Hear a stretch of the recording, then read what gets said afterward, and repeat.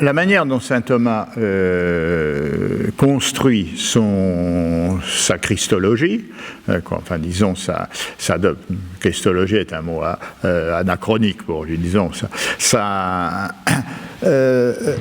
réflexion sur le Christ, l'union et ce qui en suit, est une forte affirmation de ce qu'il appelle veritas humanae naturae Christi, la vérité de la nature humaine du Christ, que d'ailleurs il justifie souvent en citant saint Jean Damascène. Il y a dans le Christ tout ce que Dieu a planté dans notre nature. Donc tout ce que Dieu a planté dans notre nature. Alors, pour ce qui regarde, et on peut dire ça, je pense qu'il suffit de lire les premières questions de la Tertia Pars pour se rendre compte de ça. Et alors, une des conséquences plus visibles de cette orientation de saint Thomas, c'est ce qui concerne la science acquise du Christ, la science expérimentale du Christ. À son époque, les maîtres en théologie, en particulier à Paris, tous autant qu'ils sont, de saint Albert à saint Bonaventure, à Alexandre de Alès, etc., tous ces gens-là niaient une vraie science acquise du Christ, une vraie science expérimentale. Alors évidemment, il n'y est pas que le Christ faisait des expériences, mais il niait qu'à partir de ces expériences, le Christ ait pu former des concepts. Non, il niait l'abstraction. Donc le rôle de l'intellect agent. Encore même si saint Bonaventure cherche un peu, mais enfin c'est pas du tout convaincant.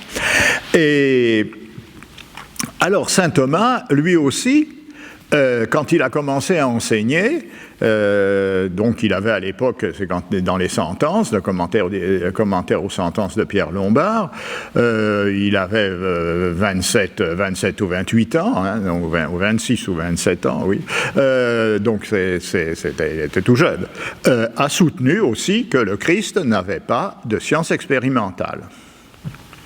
Mais bien vite, Déjà, on voit poindre ça dans les questions disputées des Veritate. Il commence à dire le contraire, sans trop me confondre en passant. Puis dans le Compendium Theologiae. Et puis, alors, quand il arrive à la Somme, la Tertia Pars, alors là, évidemment, c'est à la fin de sa carrière, qui n'était pas longue. Il a enseigné, disons, 25 ans, saint Thomas. C'est pas... Il est mort à 59 ans, enfin, ou 59. Et donc, quand il arrive à la Somme, il souligne, et c'est extrêmement intéressant parce qu'on voit l'importance qu'il y mettait. Alors que, comme tout le monde, il a changé souvent d'avis. Il y a un écrit célèbre que j'ai commenté en partie là, dans l'article qui va sortir, dont la première moitié partie est sortie et l'autre sortira bientôt dans la Revue des sciences philosophiques et théologiques. Il y a un article célèbre de la fin du XIIIe siècle, donc pas très longtemps après la mort des années 80, quelques années après la mort de saint Thomas, où quelqu'un a relevé les articuli in quibus frater Thomas melius in summa quam in scriptis. Alors, in scriptis, c'est les sentences. Scriptis super sententiams. Les endroits où saint Thomas dit mieux dans la Somme que dans son commentaire aux sentences.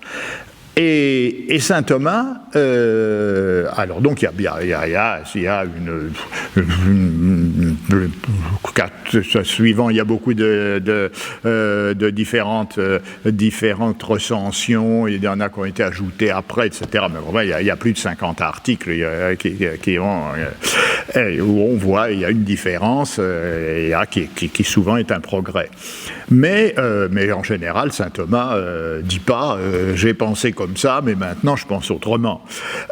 Alors que pour ce qui regarde la science du Christ, dans les premières questions de la Tertia Pars, donc, il souligne deux fois, à quelques pages de distance, que bien que quamquam aliter alibi scripserim,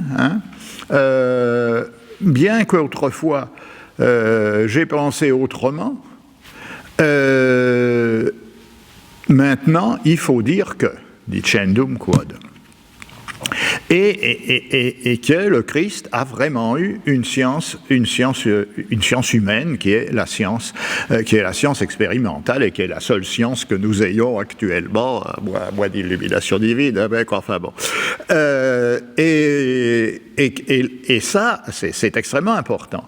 Et il explique que le Christ était un homme, et un homme comme nous, et donc il a connu comme il est naturel à l'homme de connaître. C'est la science naturelle de l'homme. La science infuse, c'est la science des anges, et la vision béatifique, c'est la vision de Dieu. Alors qu'il ait eu aussi ces sciences-là, ça c'est un autre problème, mais il était nécessaire, bon, je disais que c'est vraiment un homme qu'il ait la science qui est la science de tout le monde. Et il avait un intellect agent, comme tout le monde, et il n'y a pas de raison que cet intellect agent n'ait pas pu fonctionner. Ou alors il aurait été hébété, donc ça n'a pas de sens.